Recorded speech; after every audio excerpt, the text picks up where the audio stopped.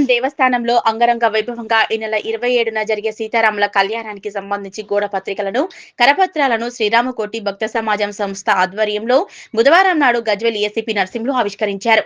ఈ సందర్భంగా ఆయన మాట్లాడుతూ భద్రాచలంలో కన్నుల పండుగగా జరిగే సీతారాముల కళ్యాణంలో ప్రతి ఒక్కరూ తిలకించాలన్నారు. సీతారాముల కళ్యాణానికి ప్రతి ఒక్కరిచే గోటి తలంబ్రాలు ఒలిపించి భద్రాచలం అందించడంలో రామకోటి రామరాజు చూపించిన కృషి, పట్టుదల అమోఘమన్నారు. నిర్విరామంగా రాముని సేవలో ఉండడం ఆయన రామభక్తికి నిదర్శనమన్నారు. భద్రాచలంలో నిర్వహించే ప్రతి కార్యక్రమంలో రామకోటికి చేరు కల్పించడం హర్షించదగ్గ విషయమన్నారు.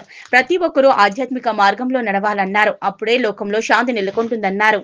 ఈ రోజు గజ్వేల్ పట్టణంలో ఈ నెల 28న భద్రాద్రిలో జరిగే శ్రీరామ కళ్యాణోత్సవానికి సంబంధించిన పోస్టర్లు మరియు కరపత్రాలు విడుదల చేయడం జరిగింది.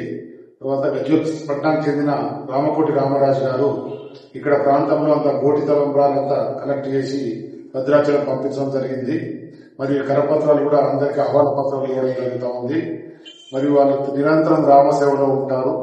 ఈ కళ్యాణోత్సవంలో అత్యధికంగా పాల్గొని విజయవంతం చేయాలని కోరుకుంటూ ఈ కార్యక్రమాన్ని నిరంతరంగా కొనసాగిస్తున్న రామకోటి రామరాజు గారికి ధన్యవాదాలు తెలియజేస్తున్నాను.